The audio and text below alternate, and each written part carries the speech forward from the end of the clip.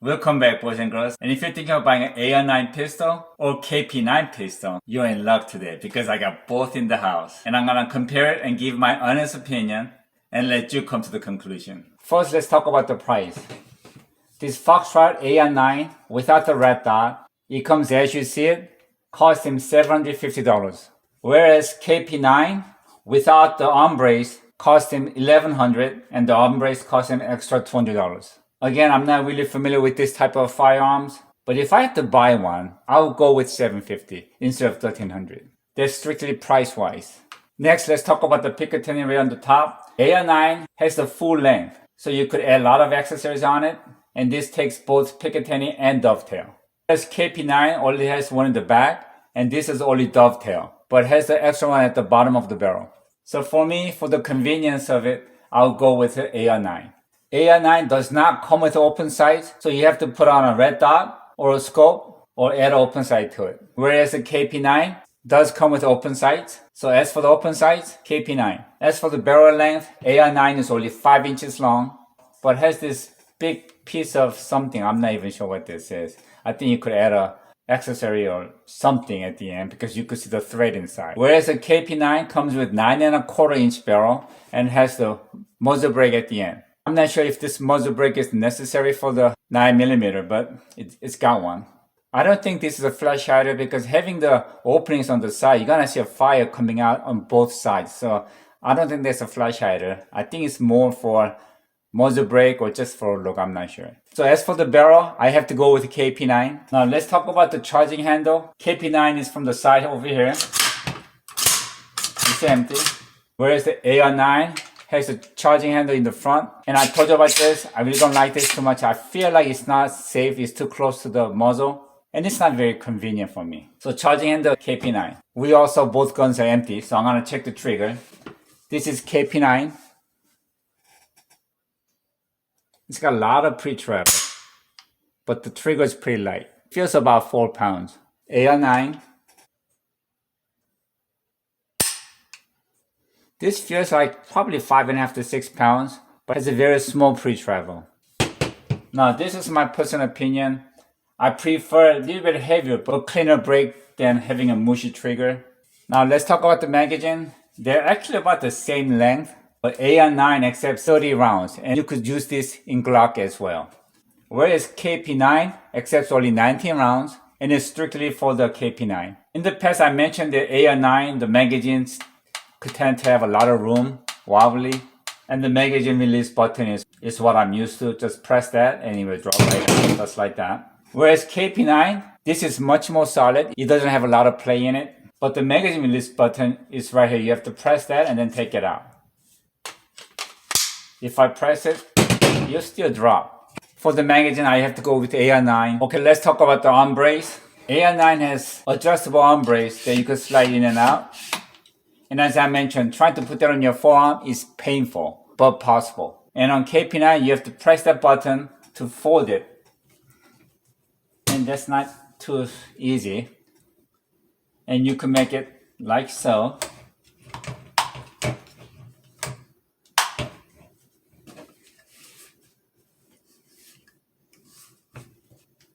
And this is how you unfold it.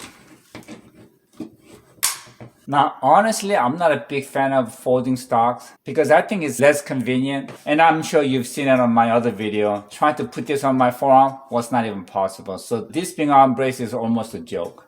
And if you look at the thickness of it, in every aspect, I think AR9 wins. And as for the feel stripping, AR9 is definitely better. It's easier and you have a better access to your gun if you need to clean or replace parts. Now KP9, you can't really take it apart. Now you have to flip the rear sight and then open the top. Also, you don't have easy access to your gun. So if you need to replace some part or clean it or whatever, I feel like AR9 is better. Now let's talk about the safety. On AR9, you could just operate with your thumb. Whereas KP9, you can't do it with your thumb. You have to use your whole hand and you have to slide this up and down. I really don't like this at all. And now you have a shiny scratch right there. Now, one thing I can really tell you about is the reliability. I know people say AK is very, very reliable, and I believe it. But I've never been to a situation where I had to drag my gun into water or sand or dirt. So as a reliability, I really can't tell you. Now let's talk about the handguard. KP9, this feels really good, and you feel like your hand belongs there, and it feels pretty safe. Whereas AR9, this doesn't really feel all that great. Now let's weight them. KP9, 6 pounds and 3.7 ounces. AR9 with a red dot, 5 pounds and 15.2 ounces. This is with a red dot and the riser, so this is definitely lighter. One thing that's really inconvenient for me on the KP9 is that the chamber will not stay open after the last shot. At the range during the ceasefire, we have to take the magazine out, leave the chamber open. Only problem is this won't stay open, so I have to put an empty shell in there. And trying to fit a small 9mm empty shell in there is no fun. And the second reason is that if I wanted to clean my bore without taking the gun apart, that gets very, very difficult, actually impossible, especially if I'm using a bolt snake. That was really inconvenient for me, so I tried different things and I found a way.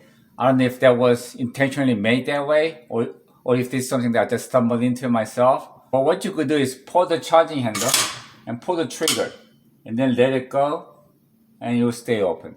Now to release it, all you have to just push forward. Honestly, I'm not sure if that works with the AK. If you have AK, you might try that. And KP9 on this gun, at least that works. Okay, that pretty much covers everything. Let's hit the range and see how they shoot. So, he likes to shoot. Whew. And bought a handgun, and I said it's not going to get any cheaper or any easier. Wow, I'm really impressed. Rounds. That was the first shot. Adjusted, it went up there, readjusted, so that's the last 4 shots. So that's really good. Yeah, let's see. One shot. One shot. Okay, this is AR9. 25 yards, he had a great group. When I was aiming at 50 yards for this bullseye up here. So I made a little bit of adjustment, 3 click down, and I was aiming here, and this is what I got. So still not bad. But again, big difference between 25 to 50 yards.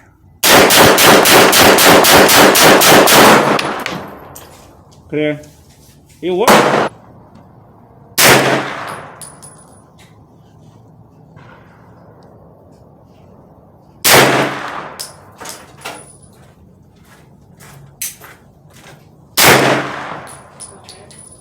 Okay, not bad.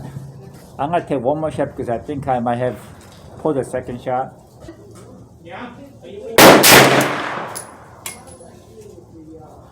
Okay, that's really good. Okay, this is a 25 yards. That was the first, second, third. So that's my 4th shot. So that's a pretty decent group. Okay, I'm gonna try 3 shots at 50 yards. Same left lower target.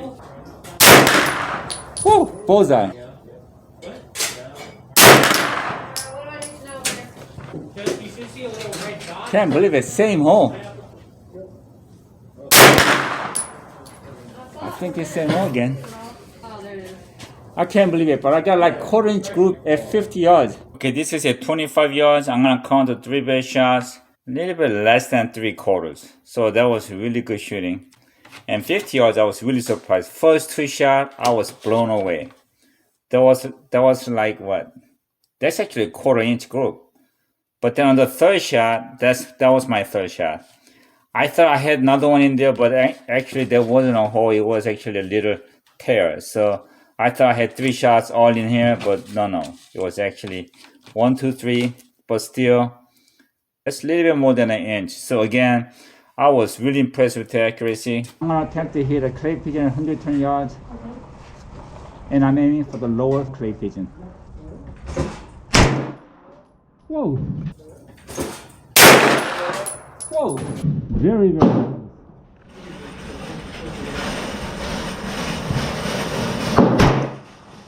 Wow, right next to it.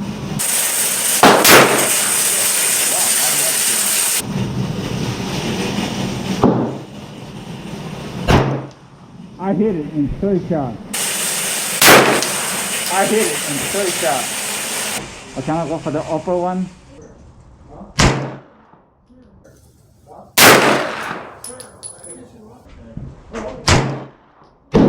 Hit it at the 2nd shot.